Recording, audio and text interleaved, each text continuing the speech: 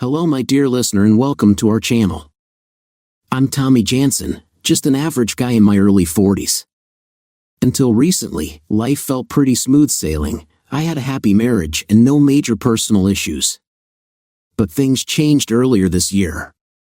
Despite not considering myself weak, I started noticing my wife exerting more control over our lives, making me question the balance in our relationship. Much of it was my own fault because I had often chosen the easy way out, giving in to her when we had different opinions on matters I regarded as less important. The problem was that I noted those differing opinions appearing more often, and it was high time I dug in my heels and stopped it before they became too common. Sandra, my 39-year-old wife, used a simple tactic: affection and good cooking when things went her way, and the opposite when I had objections. However, the main reason I chose the easy path was that I was usually too busy to care about daily matters. I was working as an engineer at the local branch of a nationwide construction company in the county capital, and we were very busy during the summers. I spent some time at the golf club, which Sandra didn't like very much. Last year, I spent a lot of time at the riding club stable where our 13-year-old daughter, Lena, had her horse, a gift from Sandra's parents. Since Sandra was afraid of horses, she insisted I help Lena take care of the horse. At first, I didn't enjoy it, but then I met Marianne, a friendly mother of one of the other young girls at the club, who helped make my visits enjoyable. Marianne patiently showed me the ropes since my knowledge of horses was limited. In return, I helped her with the heavy jobs because her husband claimed to be allergic to horses and refused to come to the stable. We had a good time together, but it was purely platonic, no affairs in sight. However, I can't deny my heart raced a bit when one day she joked, "I would seduce you within seconds if we were single." It seemed she noticed some hope in my expression because she followed up by saying she was currently quite unhappy with her husband and asked, "Are you the same nice guy at home as you are here?" I suggested she try me if we were both single, and she promised to do that. Both Sandra and I made good money, allowing us to afford a pleasant life. Thanks to my job's solid bank connections, I had invested in a house in a nice area where we had many good friends. Many of our friends envied me, as they only saw the sunny side of Sandra, who was the perfect hostess during our dinners and parties. Sandra and I met in line at the check-in desk at the nearest airport during a holiday trip to the Spanish island of Majorca. Both of us were there with friends, and our groups met in line, which led to us running into each other several times at various spots on the island. I got her cell phone number, called her, and invited her to dinner at a nice restaurant, which marked the beginning of our love story. We stayed in touch even after returning from the island. Our chemistry was strong, and we were both usually very satisfied with our time together. However, Sandra's snobbish friends didn't accept me as her boyfriend when we were back home.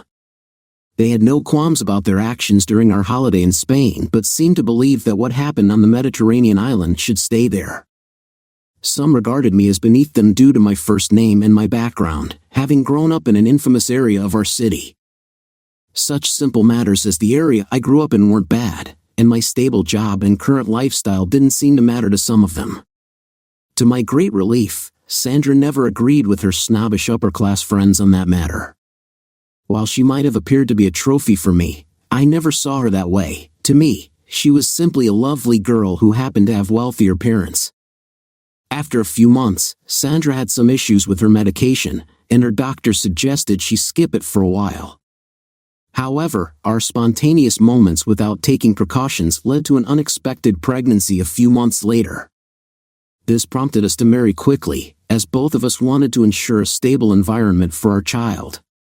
To my relief, her parents had no objections. As their only child, Sandra received a beautiful summer house by a picturesque lake outside our hometown as a wedding gift.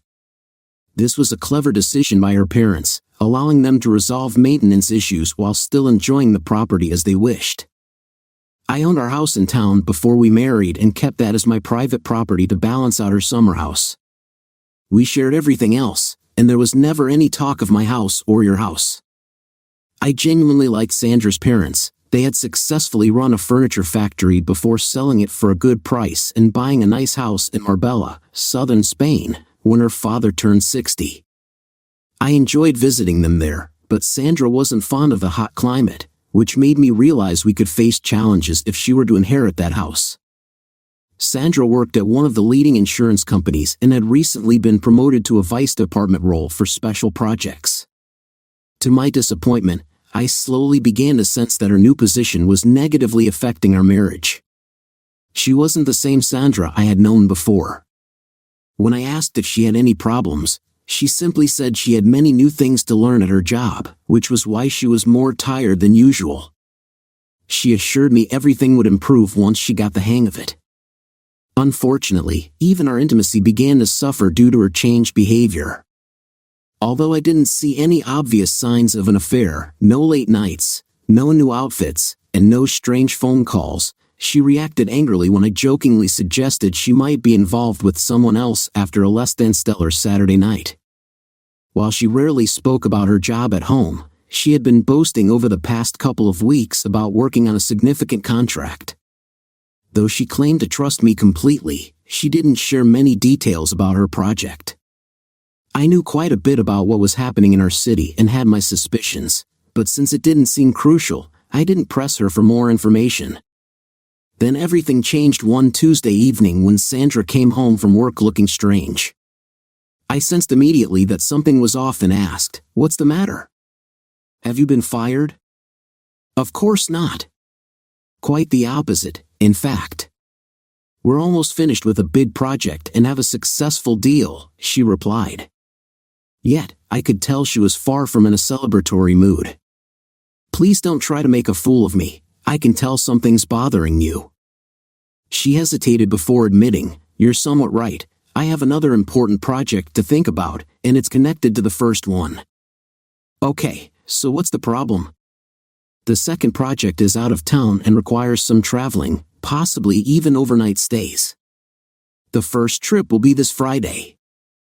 I felt uneasy about her attempt to share good news before mentioning her main concern about the trip.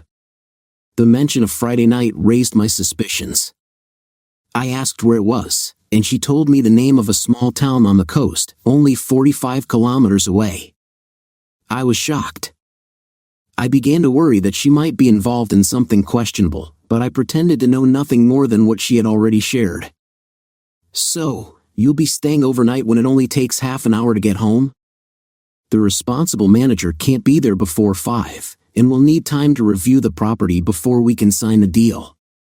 After that, it's my job to host a dinner that my company has organized to celebrate the deal and our future business connections." Nothing seemed amiss about that, though I felt I knew how she would respond.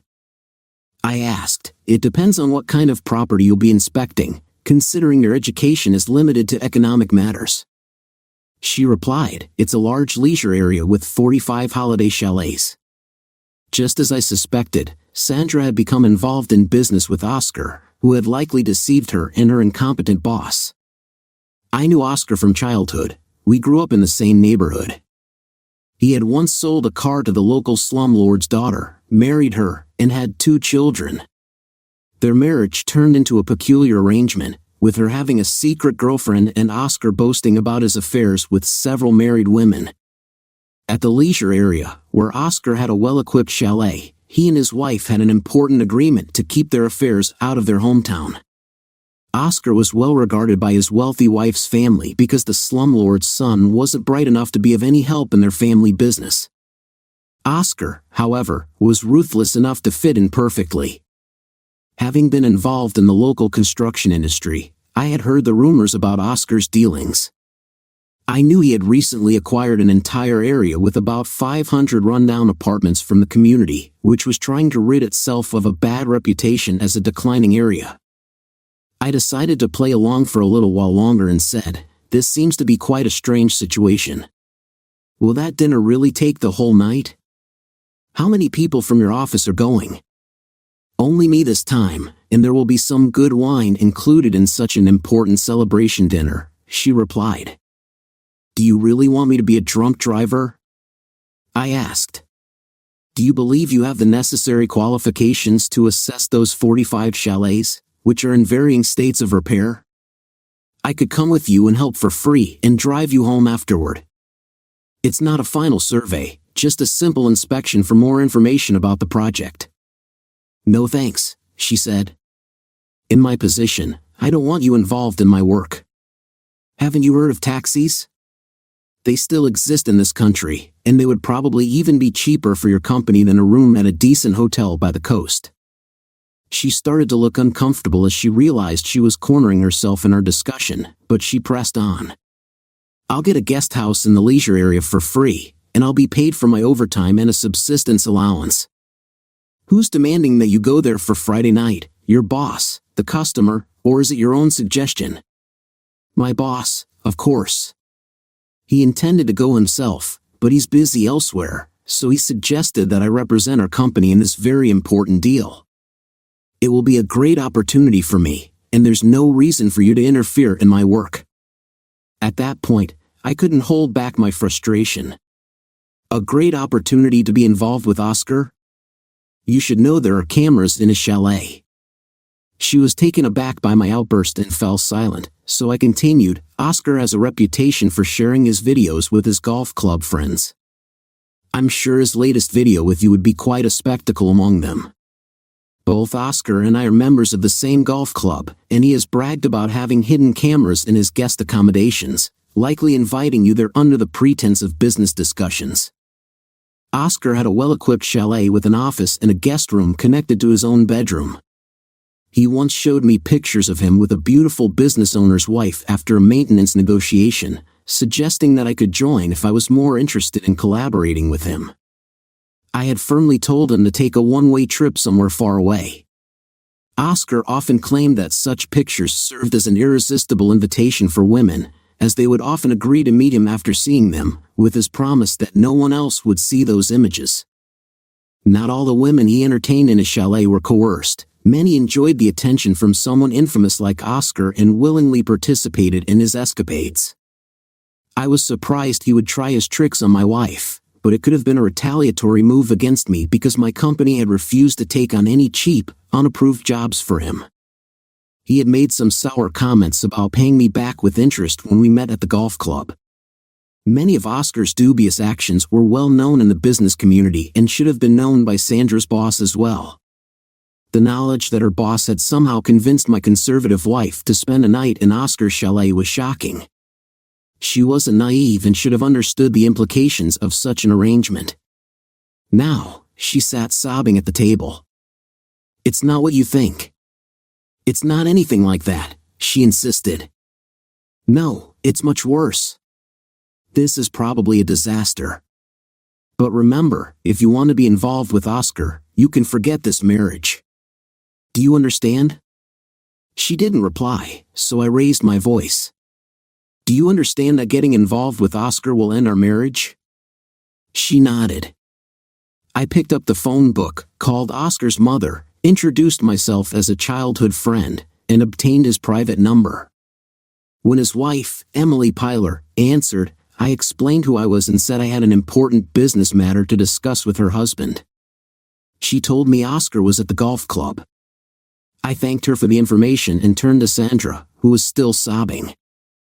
"I have some important business to handle," I said, and headed for the door. Sandra was obviously in shock. My reaction was not what she was used to. I felt overwhelmed, as if I were a camel whose back had finally broken under the last straw. When I opened the car door, she rushed to the entrance and shouted after me, "Don't do anything stupid. If you harass Mr. Pyler, I'll file for divorce." I went straight to the golf club, got information about when Oscar and two others had started playing, and anticipated he'd be at hole 15. When I saw him in the distance, he recognized my purpose and threw his club down, attempting to flee. It took me almost 100 meters to catch up to him. I didn't waste time arguing. I felt he deserved to face the consequences for damaging my marriage. I knew I had limited time before his friends or other players would intervene, so I did my best to make it a memorable encounter for him. A couple of solid punches sent him to the ground, and I used the remaining time before being interrupted to assert my anger. When his friends and some other players arrived, I told them not to try to stop me and walked away toward the clubhouse where my car was parked. There, a police car with two young officers waited. They politely asked if I preferred to handle things the easy way, which I agreed to, getting into the back seat of their car. There wasn't much conversation during the ride to the station, where I was taken to a small office and asked many questions. I recounted my story about Oscar, who had envied my marriage, and how he had attempted to provoke a confrontation at the golf club. I told them I had defended myself against his aggression. I didn't think the officer believed all of my account, but it didn't seem to matter as he recorded what I said. After signing my statement, I was placed in a holding area while he contacted a prosecutor. About 5 hours later, I was released and driven back to the clubhouse by a patrol car. I knew my chances of avoiding a trial were quite good because such cases usually got pushed to the back of the pile, and if nothing happened within 2 years, they would be dismissed. When I returned home, Sandra was still in the kitchen. "Where have you been?" she asked. "At the police station." "What did you do there?" "Not much, just answered their questions about your friend Oscar at the golf club." Suddenly, her face drained of color. "Holy Lord, what have you done to Oscar Pilar?" "It's not my fault that he's so fragile. He confronted me, and now he's at the hospital." I knew that was far from the complete truth, but I continued with my version in case they investigated at her workplace and asked what she had told her colleagues. Sandra looked at me, tears in her eyes. "I'll sleep in the spare room tonight." I heard her lock the door from the inside. I realized that there had been much happier times in our marriage. She was up early the next morning, and the only thing she said to me before leaving for work was that we needed to have a serious talk that evening. I agreed. The first thing I did at my job was contact the lawyer who had previously handled some cases for the company.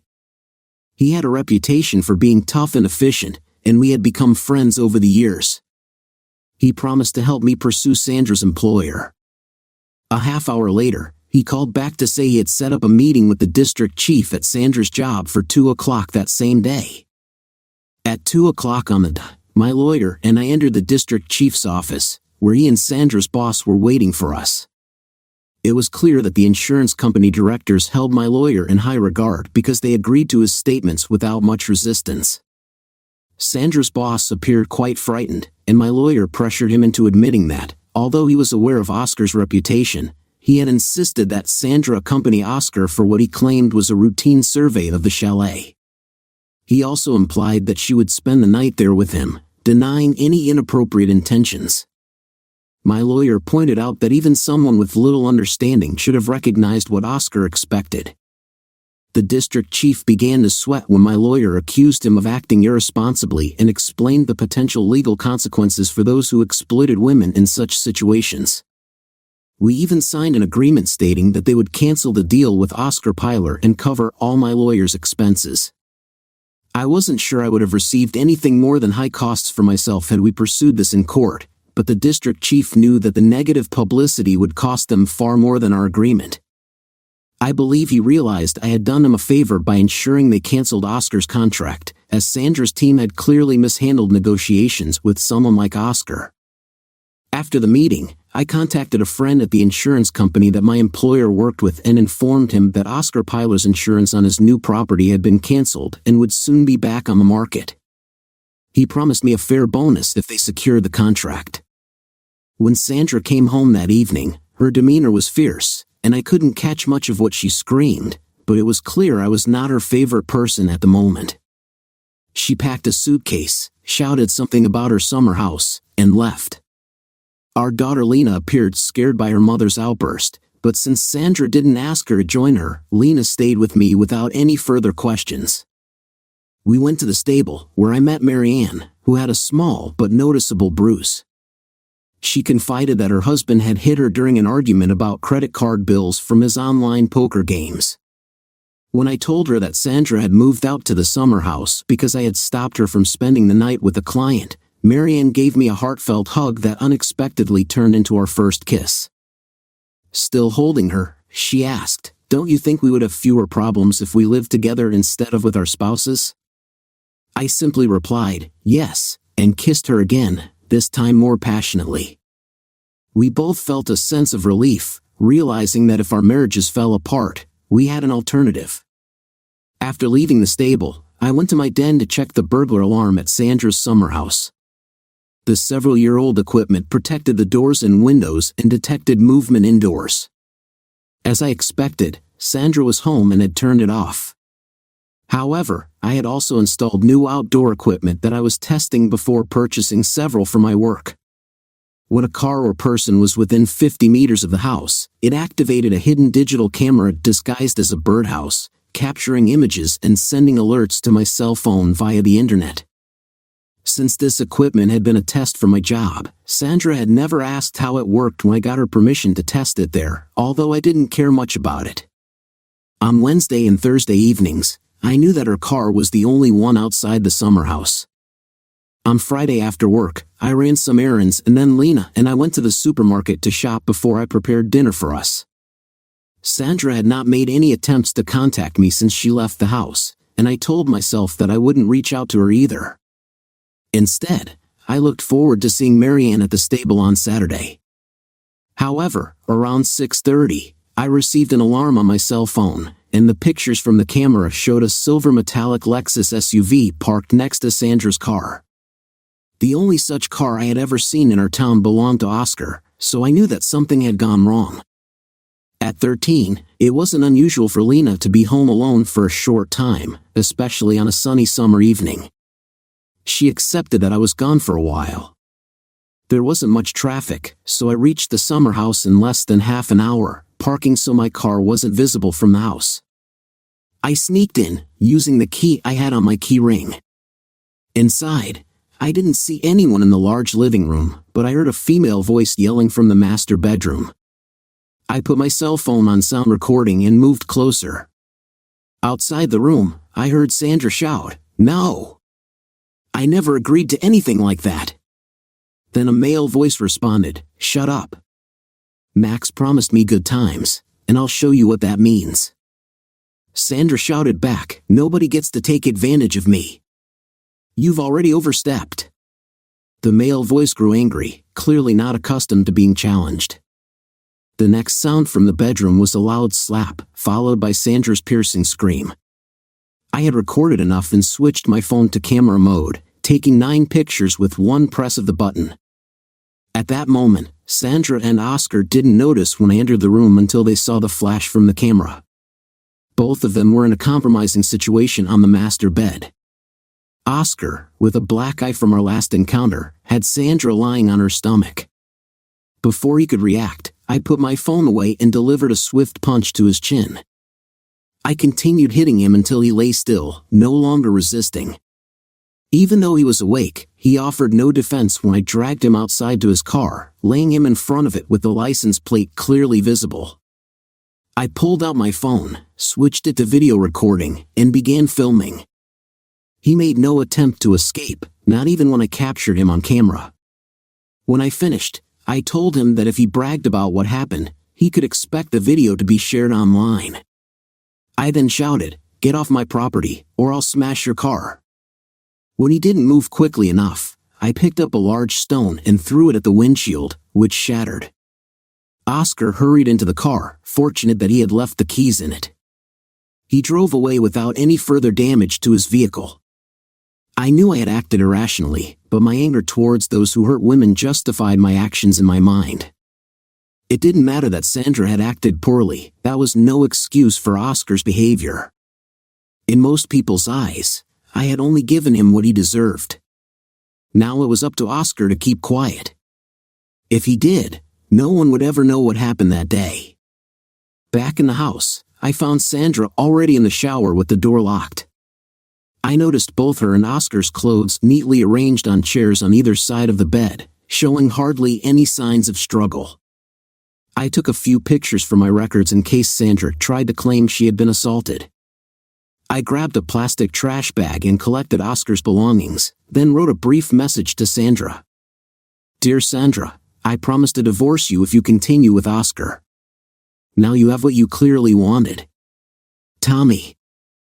I suspected she would stay in the shower until I left, so I took the bag and made my first stop at Oscar's house. The garage door was open, but Oscar's car wasn't visible. I walked up to the front door and rang the bell. When Oscar's wife answered, I handed her the bag and explained how I had found these items in the master bedroom of my summer house. Then I continued with a less than truthful story about how, when I entered the house, poor Oscar had left both my wife and his belongings behind when he ran away in a hurry. Unfortunately, he stumbled on the doorstep and probably hurt himself a bit when he fell. To my surprise, she smiled and thanked me for taking care of his belongings. I told Lena that her mother and I were having problems and would probably live apart for the time being, but she could see either of us whenever she wanted. She said that was fine with her because several of her friends were in similar situations, and it usually worked without issues.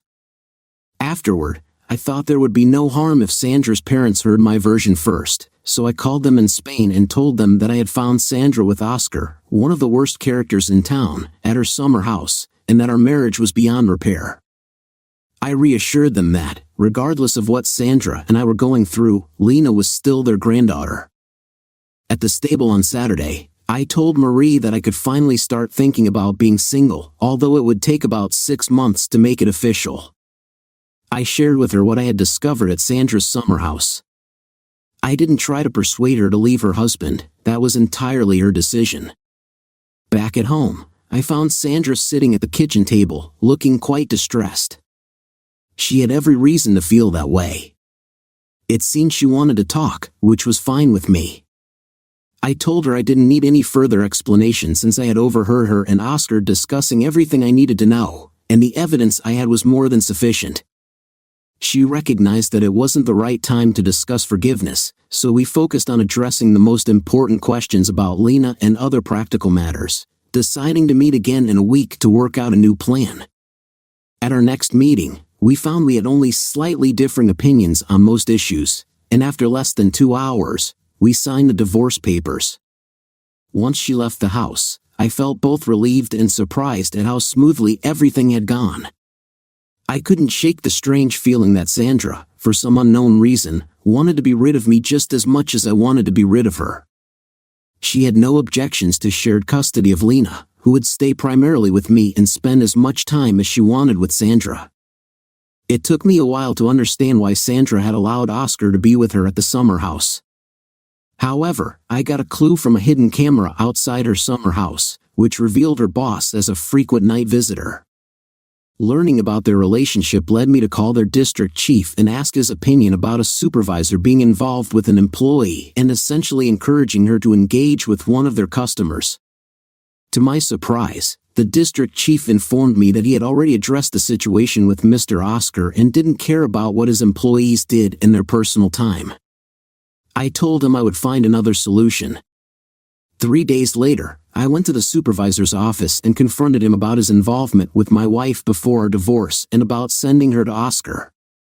The man laughed and dismissed me, asking what I could do about it. I showed him exactly what I could do, and a fair guess would be that he wouldn't be able to engage with anyone for quite some time after that encounter, which involved several forceful kicks. Before I left, I warned him that one word to the police would land the entire scandal in the tabloids. The only thing that happened after that visit was a call from Sandra, who was furious. I limited my replies to a few polite yes, dear, which didn't improve her mood. At the stable, I didn't really know what to do with Marianne. Of course, I wanted her to leave her husband and come to my house, but I knew it had to be her decision. When she asked me if I had been out dating yet, I told her the truth, I hadn't. She continued, "What would you say if I left my husband?" I replied, "The best possible solution would be with you. Can I trust you?" "Yes."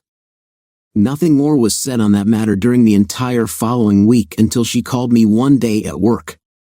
She told me that the local gambling shop owner had contacted her about her husband's debts. When she confronted him at his job, they had gotten into a terrible quarrel, which ended with him threatening to beat her when he came home after work. Now, she didn't dare go home. I took a well-built carpenter from one of our building sites with me and met her outside her home.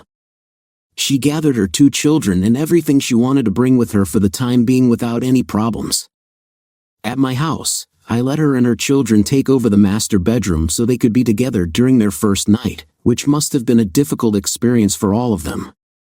Marianne and I didn't have any intimacy before she decided to divorce her husband and sign the papers. He intended to fight against it, which I regarded as a demonstration without any real significance. In the meantime, we reorganized the house so both of Marianne's kids had their own rooms. To our great pleasure, Lena and her children, who already knew each other from the riding club, acted like sisters in many ways. Her son, Alexander, and I became friends quickly. I became his soccer dad. Marianne's and my first intimate encounter was memorable. We shared such tenderness and connection. She was much more active than Sandra and encouraged me to try things I hadn't done in the last 20 years. Marianne became so pleased that she began to cry from pure happiness. She told me that during the last 5 or 6 years, her husband had only been interested in quick encounters whenever he felt up for it. We both admitted that we had dreamed of that night for a long time. Before anything happened, it felt advantageous for both of us that it wasn't our love for each other that had ended our marriages, and no one could blame us for finding a new love after our spouses had damaged our relationships. Sandra and I had a long, serious talk when we met at a cafe to resolve some matters about Lena. Even though I knew all I wanted to know about her infidelity, I never asked her any further questions about her relationships with Oscar and Max.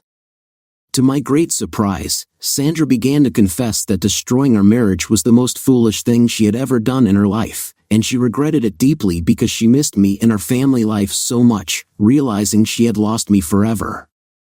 Her confession was almost a cliché. It began with her and Max going out for lunch at different restaurants. After a while, they developed a strong personal relationship but had no intimacy until Max told her she would be promoted to vice boss, with a fair chance to get his job when he got his anticipated promotion to district chief. They celebrated this with lunch at a small hotel, where Max had booked a room, and they took the afternoon off. She felt remorse when she got home, but the prospect of being the first woman at such a high level in their district office cooled her guilt. She didn't love Max, had no intentions of leaving me, and regarded him only as a very good friend and an important mentor. Their weekly encounters became an enjoyable part of the job. Max had serious financial problems after his divorce and couldn't resist the temptation when Oscar suggested a big kickback for a good deal involving his new problem area, insurance. The desperate Max accepted and immediately received a large amount in advance, which he had already used when Oscar revealed his final conditions to Sandra's horror. These conditions included a night with her. Sandra had refused, but Max succeeded in persuading her to cooperate after Oscar threatened to send evidence of Max's corruption to their main office and demand his money back. After my lawyer and I intervened and got the whole insurance deal canceled, Sandra thought the matter was moot. However, Oscar insisted on getting what he had already paid for in advance and demanded it on Friday night, as they had agreed. Sandra informed Max about Oscar's perversions and refused to have anything further to do with him. She even offered to ask her parents for a loan to pay back his kickback with fair interest, but Oscar wanted to get even with me and forced Max to tell her that he would accept nothing less than the already agreed-upon night with Sandra. During their Friday lunch, Max told her that Oscar had agreed to skip all perversions and begged her to be a good girl for Oscar this one time. He suggested that she could do it at her summer house, where Oscar didn't have any hidden cameras. Though she had serious doubts in her mind, she succumbed to Max's pleading and agreed to have that one night with Oscar, but only to save their jobs. I had no reason to doubt her when she told me that evening was the worst mistake of her life, and she still had terrible nightmares about it now and then. Oscar had not contacted her since a short phone call a few hours later that same evening, when he asked about his clothes. She gave me a strange look when I told her that I had convinced Oscar to behave and that he would never harass her again. I didn't care if he did something to Max, that was their issue. She took care of Max for a few days when he was in bad shape after my beating, but instead of intimacy, they had a lot of arguments. She accused him of destroying her marriage, and he accused her of wanting the promotion so badly that it made her do things a faithful wife would never do.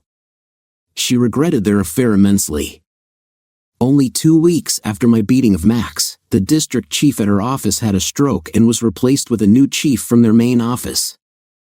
He investigated Max's deal with Oscar and got rid of Max by giving him a choice between being fired or taking an unimportant job at a small district office in the north. Max promised Sandra that he had never mentioned anything to the new chief about her involvement in their negotiations with Oscar. Sandra hadn't missed Max for even a minute when he left for the north because she had gotten his department boss job.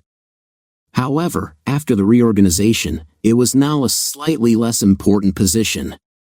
Still, she had climbed to the highest position a woman had ever held at the district office.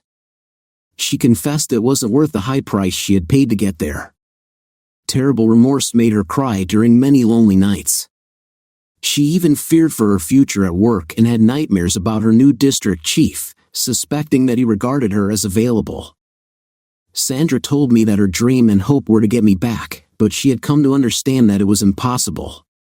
To her great relief, she had been on 2 dates with a nice guy, and if it developed into a relationship, she intended to tell him the truth and let him decide if her background or her future was more important to him. If the new district chief made any advances, she would prefer to create a scandal and quit her job. I wished her good luck in her new life. 2 months after Marianne and her children moved in with Lena and me, we were living as a happy family.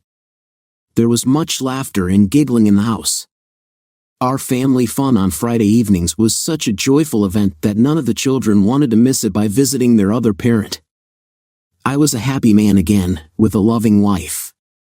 Dear listeners, please share your thoughts in the comments section below, and don't forget to like, share, and subscribe.